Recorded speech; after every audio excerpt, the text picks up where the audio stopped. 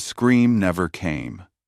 In the thick, acrid smoke that filled her apartment, Cachet Henderson lay motionless, her light extinguished before the fire even claimed her. Firefighters burst through the door, and beneath the jagged tongues of flame, they found her body.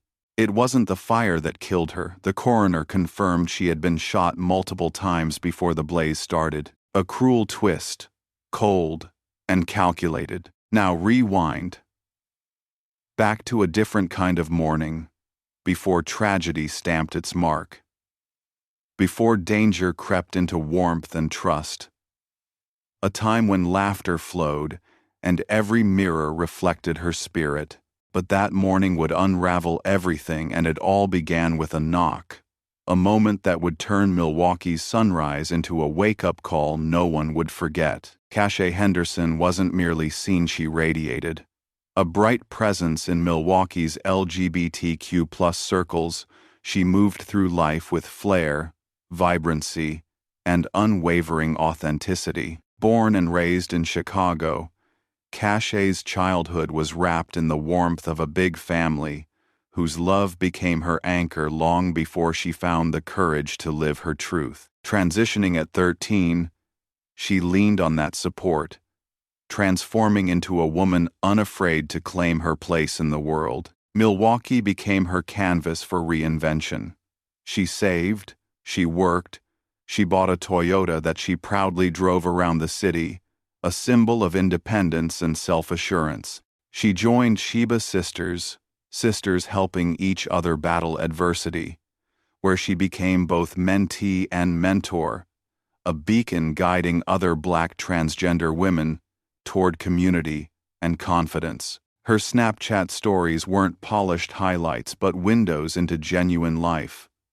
Moments of humor when locked out of her car or rants turned playful. She didn't hide. She celebrated imperfections, dismantling pretense in every shared snap. But even light casts shadows. Friends recall that Cachet sometimes said she felt watched, or that certain connections unsettled her. She encountered encounters that seemed casual at first, but left her with a lingering unease. In that web of online messages and uncertain meetings, she was no stranger to complication. One name later stood out in the investigation: Cordell Housey, a man not close enough to call friend, yet appearing in Cachet's digital footprint again and again. Authorities would later discover phone searches on his device for Milwaukee transgender escort, executed on the very day she died, casting a dark suspicion over what had seemed innocuous. It was the early hours of the 26th of February 2023. Neighborhood silence lay across Milwaukee like a blanket, broken suddenly by a muffled thump heard through shared walls.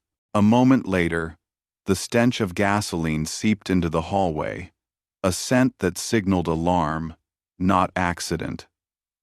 Neighbors yelled Cachet's name through the door. No answer, just the metallic scent and rising dread. By the time firefighters arrived, smoke had curled under the door, swallowing the stairwell. They broke in, expecting rescue, but instead found tragedy. Cachet was already gone, not claimed by flames, but by bullets. The autopsy revealed multiple gunshot wounds to the head and body, followed by a fire deliberately staged to destroy the scene. A red gasoline can lay abandoned. A misfired bullet lay on the floor. Her keys, still dangling in the lock of her Toyota parked inside. These weren't clues, they were statements. A narrative of violence and cover-up. From that night onward, investigators pieced together a trail of chilling precision. A neighbor's security camera caught her Toyota on the street around 3:44 a.m., and shortly after, a shadowed figure sprinting away. The grainy footage was enough to confirm someone had been there. Inside her car, among Lysol wipes and everyday clutter, a fingerprint later traced to Cordell Housey, ignored the chaos but couldn't be erased. As the case unfolded, more connections solidified. A witness testified that a day before, they'd driven Housey from Neenah to Milwaukee, a drive that mirrored the route seen on camera. After the murder, House appeared with possessions that didn't belong to him: a Gucci bag and a Rolex watch, identical to items Cache had cherished. Those were more than possessions. They were evidence. Worse still, Housey reportedly showed up at a friend's home shortly after the crime with a gun in hand, forcing them to watch a video on his phone, footage of Cache's lifeless body. Witnesses still tremble at the memory of his detached, twisted satisfaction. Fear silenced them in the moment. Later, DNA and fingerprint analyses confirmed his presence in Cache's car and apartment, and forensic investigators compiled digital records revealing his searches for transgender escort that morning. Once cornered, Housey fled in high-speed pursuit, discarding a handgun equipped with a green laser, the same weapon later tied to the misfired bullet at the scene. Police caught him soon after. Along with the gun, they recovered more of Cache's belongings. Under every layer of denial he dropped, investigators laid evidence.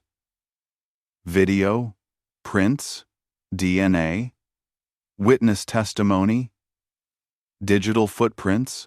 Finally, when the trial began in early June 2024, the prosecution carefully laid out the indictment: first-degree intentional homicide, arson, unlawful possession of a firearm by a felon. They presented the context in stark clarity: a man who hunted down a transgender woman, took her life to preserve his false identity, then set fire to erase truth. Justice followed swiftly. The jury deliberated for 1 hour before delivering a verdict: guilty on all counts. Sentencing followed in August 2024, where Housey received life without parole, plus additional years for arson and weapons charges, ensuring he'd never walk free. But Cache's death reverberated far beyond courtrooms. She was the third Black trans woman murdered in Milwaukee in less than a year, and one of many across the U.S. In 2023, advocacy groups mourned, called for change, and pointed to systemic violence, hate, apathy, and policy gaps that left the most vulnerable unprotected. In the wake of her death, Cache was remembered not as a victim, but as a beacon: funny, sweet, and fabulous. As one tribute read, "And a bubbly spirit, with a tell-it-like-it-is personality." Vigils, town halls, and community outreaches stepped forward not just to grieve, but to demand the justice and safety she deserved. As Milwaukee holds its breath, wondering why someone who illuminated rooms had to be silenced so brutally, one question persists. In a world that still fails to protect its most courageous, how can one woman's radiance become both a shield and a sentence? Before she became the face of a tragedy, Cache Henderson was simply Cache, the kind of woman whose laughter filled any room before her presence was even announced. Milwaukee was her stage, her neighborhood streets, her runway, her friends the audience who couldn't help but be drawn in. When she walked into a bar or community gathering, it wasn't about commanding attention. It was about radiating warmth, about reminding others that life could be celebrated, even in its smallest details. Her Snapchat stories were legendary. If her car broke down, she turned it into a comedy sketch. If her wig wasn't cooperating, she roasted herself before anyone else had the chance. She never faked anything, one friend said. If she was mad, she'd say it. If she was happy, you'd feel it. For many, That authenticity was refreshing, especially in a world where image was everything. But authenticity also made her vulnerable. Living openly as a black transgender woman meant she faced prejudice head-on. The glances from strangers, the whispered comments, the occasional confrontation, they were part of her daily reality. Yet, Cachet never shrank back. She belonged to the Sheba Sisters, a grassroots collective of black trans women who looked out for one another. For years, she had shown up at meetings, sometimes mentoring younger members, sometimes just sitting quietly, knowing her presence alone was enough to reassure someone new. She carried herself like a survivor who wanted others to survive too. Still, those closest to her noticed a shift in the weeks leading up to her death. Friends remembered her saying she felt like someone was following her. At first, they brushed it off. Everyone gets paranoid sometimes. But when Cachet repeated it more than once, the unease settled in. She mentioned that certain men she met online seemed too curious, asking questions that didn't sit right. Her life was full of acquaintances, friendly encounters, late-night DMs, people who appeared, then vanished. But occasionally, she hinted at interactions that made her uncomfortable, moments when a smile couldn't mask the tension. And then there was Cordell Housey. On paper, he was no one significant, not a partner, not a close friend, just another name drifting through Cachet's orbit. But as detectives later pieced together her final days, his presence became harder to ignore. Phone records showed his searches on the very day of the murder. Milwaukee transgender escort. His digital footprint painted the image of a man drawn toward the very world he publicly denied. Cordell carried his own shadows. He had a past marked by instability, petty crime, and sudden bursts of anger. He floated between towns, never building strong connections, never grounding himself. To outsiders, he seemed unpredictable, sometimes charming, sometimes volatile. To those who knew him better, there was always a sense that he was hiding something not just from the world, but from himself. That need for secrecy clashed fatally with Cachet's openness. She lived loud, unashamed, authentic. Cordell lived quiet, calculating, desperate to preserve an image of masculinity he thought might crumble if anyone saw the truth. And in the tension between those two lives, danger began to take shape. On the night of the 25th of February leading into the early morning of the 26th, Cachet was home at her North 29th Street apartment. To neighbors, everything seemed ordinary. Some heard faint music, others remembered her laugh through the thin walls earlier that evening. But sometime after midnight, the mood shifted. A car was seen arriving. A figure entered her building. The sounds inside grew muffled, private. And then, silence. No one knows exactly how the night unfolded, whether it began as a consensual encounter, an attempt at connection, or something darker from the start. But what is known is that at around 5:30 a.m., neighbors awoke to the sound of a single loud crack, a gunshot echoing through concrete. Minutes later, gasoline seeped into the air, smoke curled under doors, and the building descended into panic. When investigators began reconstructing the timeline, all paths led back to Cordell. His fingerprint was found inside Cachet's beloved Toyota. Witnesses recalled seeing him with her belongings, a Gucci bag, a Rolex after the fire. One acquaintance described the most chilling detail of all.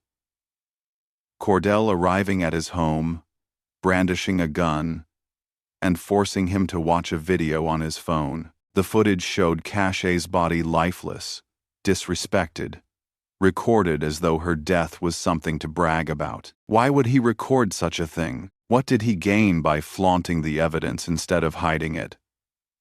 Was it arrogance, cruelty, or the perverse satisfaction of turning a human life into a twisted trophy? By the time police matched DNA, fingerprints, and digital evidence, Cordell's shadow was impossible to ignore. He was no longer a name on Cachet's periphery. He was the storm that had been gathering quietly, the danger she had sensed but couldn't outrun. And yet, the deeper investigators dug, the more haunting the question became. Was this just a crime of passion? A man exploding in panic when confronted with truth? Or was it something colder, a premeditated act, fueled by prejudice, fear, and the desire to silence Cachet's existence entirely? The answer lay buried somewhere in that apartment, between the smell of gasoline and the bullet holes, between her radiant life and his consuming rage.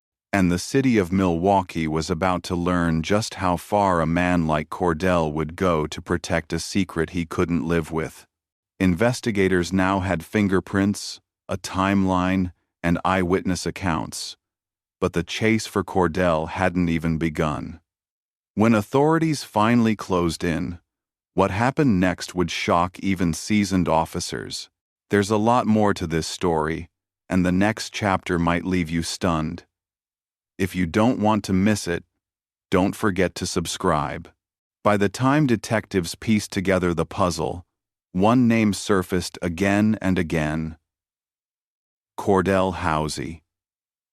His fingerprint on the Lysol container inside Cachet's car was no coincidence. It was a red thread tying him to her final night. The blurred figure, leaving her apartment in the early hours, matched his frame. Witnesses saw him carrying Cachet's belongings, a Gucci bag, a Rolex trinkets turned into trophies. And then there was the chilling testimony of a man who claimed Cordell forced him to watch a video of Cachet's lifeless body. For investigators, the case no longer hovered in the realm of suspicion. It was becoming airtight. But there was one problem. Cordell was nowhere to be found. Milwaukee police issued alerts. They canvassed neighborhoods, questioned associates, and traced his digital footprint. Cordell was slippery, accustomed to disappearing when things got difficult, but this time, the net was tightening. His history of petty crimes and violent outbursts had already made him familiar to law enforcement. Now, with a murder warrant over his head, there was no room left to run, or so they thought. When officers finally tracked him down, Cordell did what investigators expected. He ran. What followed was less an arrest and more a chase ripped straight from a thriller.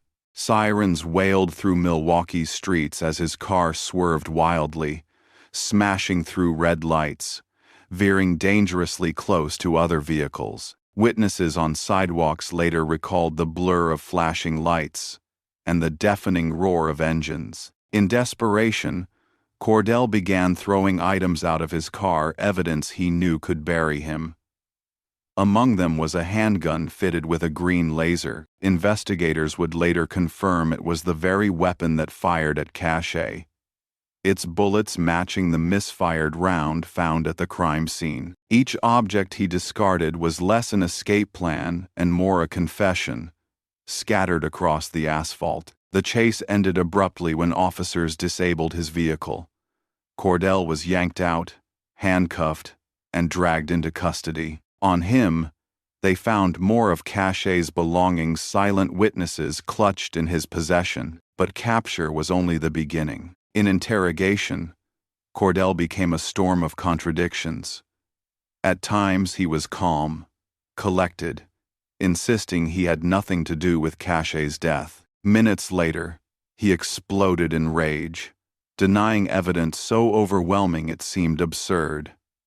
He swore he had never been in her apartment, yet his fingerprints were there. He claimed he didn't know her, yet witnesses saw him with her possessions. He said he'd never owned a gun, yet his own discarded weapon told the truth. And then there was his digital trail. On the morning of Cashay's murder, Cordell had searched Milwaukee transgender escort. It wasn't just a random search. It was a window into his intent, his deliberate decision to seek out women like Cashay. Prosecutors later called this detail the crack in his armor, a line of data that stripped away his lies and revealed the dark truth he couldn't face. To investigators, the case was damning. Cordell hadn't stumbled into Cashay's life. He had pursued her. He had arranged a meeting cloaked in secrecy, and when her truth confronted him, he responded not with acceptance, not even with silence, but with bullets and fire. What haunted detectives wasn't only the brutality of the act, but the calculation behind it. He brought gasoline.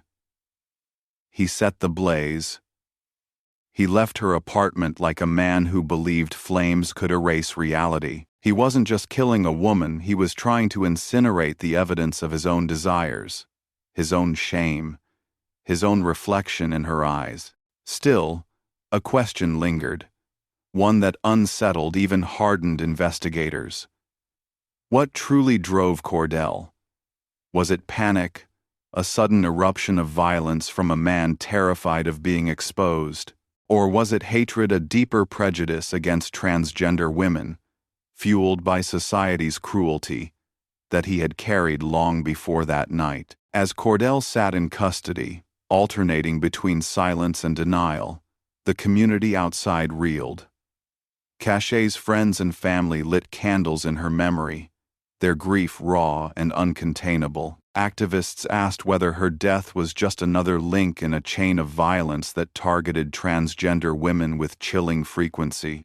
The trial was still months away, but one truth was already clear. This was more than a crime of passion. It was the collision of two lives, one lived openly, boldly, without apology, and one hidden in shadows, shackled by fear. And if Cordell had been willing to burn an apartment to the ground just to bury a secret, what else had he been capable of hiding? The trial will become a stage where every secret, every lie, every gruesome piece of evidence is laid bare. But when the verdict is delivered, it's not just justice that's felt, it's a deeper, more painful realization of the world Cashay lives in. There's a part of this story that you won't believe, and it takes place under the cold lights of a courtroom. Subscribe so you don't miss the next episode. The courtroom was packed. Journalists, community members, and activists filled every bench, waiting for the proceedings to begin. At the center of it all sat Cordell Housey, dressed in a muted suit, his eyes downcast, his posture rigid. On the other side of the room, a framed portrait of Cashay rested on the prosecution's table. Her smile radiant, her presence undeniable even in death. From the very start, prosecutors painted a chilling picture. This wasn't a random act, they argued, but a deliberate crime fueled by secrecy, shame, and violence. They laid out the evidence like puzzle pieces fitting seamlessly together. Cordell's fingerprint on the Lysol container in Cashay's car. Surveillance footage placing him near her apartment the night of the murder. Witnesses who saw him with her belongings, her Gucci bag and Rolex. His internet search hours before the killing. Milwaukee transgender escort. The weapon tossed from his car during the police chase, ballistically matched to the bullets recovered at the scene. Piece by piece, the narrative emerged. Cordell had sought Cashay out, met her in secrecy, killed her in a burst of rage, and tried to erase her existence by fire. The defense pushed back with everything they had. They painted Cordell as a man caught in a whirlwind of coincidence, insisting he had been in the wrong place at the wrong time. They argued that the fingerprint on the Lysol didn't prove murder, only contact. They claimed witnesses were unreliable, that memory was fallible. At moments, They suggested the entire case rested on assumptions about Cordell's sexuality and shame arguments designed to sow doubt, to muddy the clarity of the evidence. But the prosecution had something far stronger. Cordell himself. His statements to police were riddled with contradictions. He swore he'd never been in Cachet's apartment. Yet the fingerprint said otherwise. He denied knowing her, yet his digital searches betrayed him. He insisted he had never owned a gun, yet the discarded weapon told its own story. The lies weren't just cracks in his defense. They were gaping holes through which the truth poured out. Perhaps the most devastating moments came not from lawyers, but from the witnesses who spoke of Cachet herself. Friends from the Sheba sisters took the stand, their voices trembling as they described her laughter, her resilience, her ability to light up even the darkest day. One by one, they spoke of her courage living openly as a transgender woman despite the danger, despite the daily battles with prejudice. Her cousin, tears streaming down her face, recalled the night she heard the news. "I didn't believe it at first," she said. "I thought maybe it was a mistake. Because Cachet was strong. She survived so much. To think someone could take her from us like that. It shattered me." The courtroom fell silent. For a moment, the case was no longer about evidence or arguments. It was about a life bright, messy, beautiful, extinguished too soon. As the trial neared its end, the jury faced a grim choice. Would they see Cordell as the man the defense described unlucky, misunderstood, falsely accused? Or would they see him as the prosecution painted him, a killer consumed by fear and rage, willing to burn down a home to cover his tracks? It didn't take long. After hours of deliberation, the jury returned. The verdict rang through the room like a final gavel on Cachet's story. Guilty. Cordell Housey was convicted of first-degree reckless homicide, arson, and possession of a firearm as a felon. The judge handed down a sentence that reflected the gravity of his crimes. Decades behind bars, a future spent in the confines of cold walls and iron bars. Some in the courtroom wept, others sighed in relief. Justice, in its most legal sense, had been served. Cachet's killer would not walk free, but as activists gathered outside, holding candles and chanting her name, a different truth lingered in the air. Justice for one woman did not erase the violence faced by so many others. Cachet's death was not an isolated tragedy. It was part of a haunting pattern. Black transgender women across America continued to be targeted, their lives cut short at alarming rates, their stories too often ignored until it was too late. And so, even as the verdict closed one chapter, another opened. A sobering reminder that the fight for safety, dignity, and recognition was far from over. The trial may have ended, but Cachet's story did not. Outside the courthouse, her community rose louder than ever, determined that her name would not fade into silence. What happened next wasn't about the courtroom. It was about a movement. One that refused to let Cachet be remembered only as a victim. The gavel had fallen, the verdict delivered, the sentence handed down.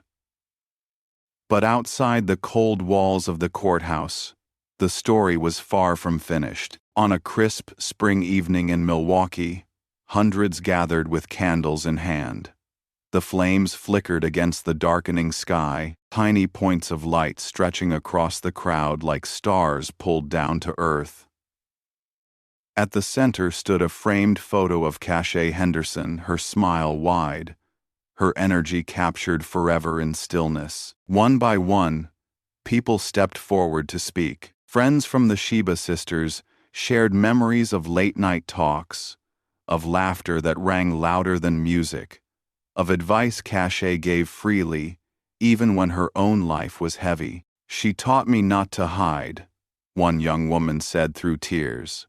"She told me, if you're gonna live, live loud. Don't let anyone shrink you." Family members stood trembling but strong. Her cousin, who had testified during the trial, now addressed the crowd with a steady voice. They tried to erase her with fire. "But look around, do you see this?" Cache's light didn't go out. It multiplied. The vigil became more than remembrance. It was a rallying cry. Activists spoke not only of Cache's death, but of the systemic violence facing transgender women across America, particularly Black trans women, who remain among the most targeted. They read names of others lost, lives cut short in different cities, different states, but echoing the same tragedy. Chants rose through the night. "Say her name." "Cache Henderson." The crowd answered back in unison, their voices carrying into the streets. For those who had known her, the chant was personal. For those who hadn't, it became a vow that her name would not fade, that her story would not be buried under statistics. National organizations soon picked up her case. LGBTQ+ advocacy groups wrote statements, tying her murder to a broader epidemic of violence. Social media lit up with hashtags in her honor. Artists painted murals, poets wrote verses, and local leaders pledged to address the dangers facing Milwaukee's transgender community. But perhaps Cache's greatest legacy lived in the small, intimate ways people remembered her. A friend who had once struggled with self-acceptance said she now wore her hair proudly because Cache had convinced her she was beautiful. Another admitted she finally came out to her family because Cache had told her, "They might be mad today, but they'll love you tomorrow. Don't waste your life waiting for permission." Even in death, Cache was teaching, inspiring, and pulling others closer to their true selves.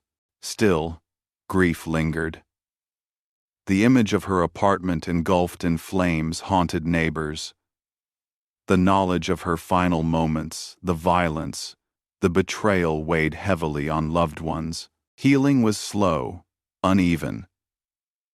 But it began with each vigil, each march, each whispered prayer spoken at her mural. Cache Henderson became more than a victim of a crime. She became a symbol of resilience, a reminder of the dangers transgender women face, and a spark for a movement demanding change. Her story wasn't just Milwaukee's tragedy, it was America's reckoning. And yet, beneath the chants, beneath the calls for justice, a painful truth lingered. One verdict, one conviction, one candlelit vigil would not be enough to stop the violence. Not until the world itself changed. In the end, Cache Henderson's story was more than a true crime headline. It was the story of a woman who lived with joy, humor, and authenticity, and who paid the ultimate price for daring to live openly in a world that too often punishes difference. Her death was brutal.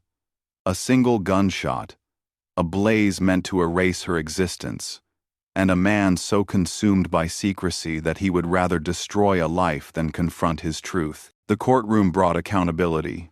Yes.